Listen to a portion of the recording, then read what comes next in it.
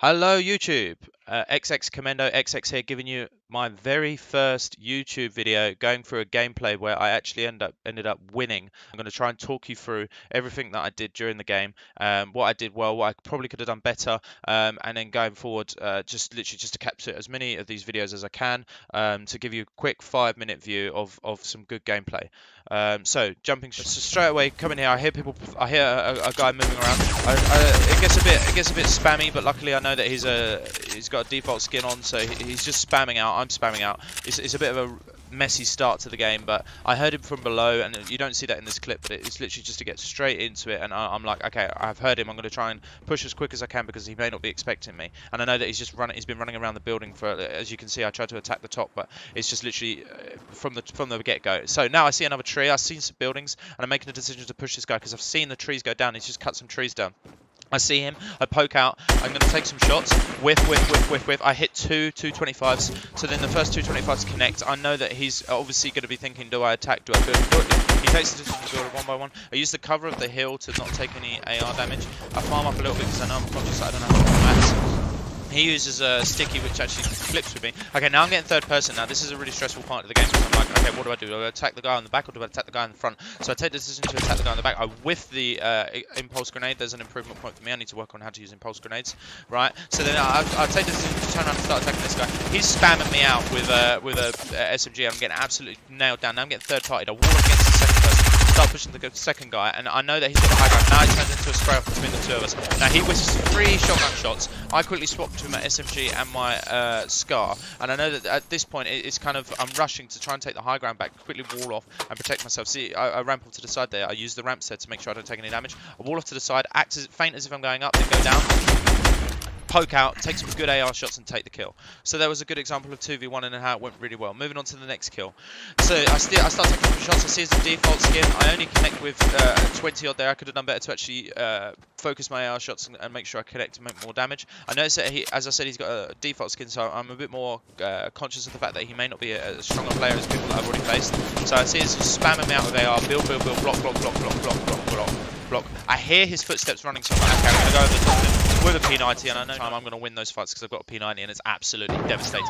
Jumping into the next kill, I get shot from an intervention as I'm running towards the storm, and I see at the top of my screen, I see the guy building up, so I'm like, okay, cool, I'm just going to go grab a mushroom. I know I'm safe because of the ones that I've just built, and now I'm just going to farm because I'm still conscious that I don't have a huge amount of mats and we're approaching the later stages of the game. So I look at the ramps and I think to myself, well, the storm's coming, and if the storm's coming, I'm not going to be able to push this guy as well with only like 600 mats, push this guy as well as take the kill and also avoid the storm. So I take the decision right here to ignore him. I take one sniper shot, he misses, luckily. I decide to ramp off to protect myself once again, and I'm going to use another impulse grenade in a second to literally protect against myself so that I can get distance quickly between the two of us.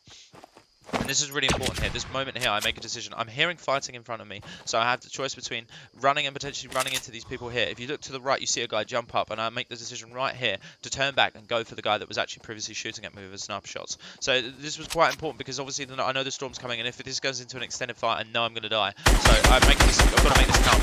Take a few shots with the AR, jump down, make sure, importantly, I catch myself not to take full damage, and also, importantly, not to potentially get trap killed. So I take the decision to jump down here, very risky play, high risk, high reward. Obviously, he comes over the top, he whiffs 2 shotgun shots in a row, and I connect with all my bullets on the SMG. It's absolutely devastating as a gun. I see that he's got the new sniper rifle, obviously, because he was shooting at me with it, and I decide to pick it up because I know we're approaching the later stages of the game. Now I'm literally just running from the storm, and in a minute I actually take one of the new jump pads things. I take one of those up to the top here, and then I hear somebody building, so I'm going to build up myself. I see some ramps going up. I build ramps similarly to myself.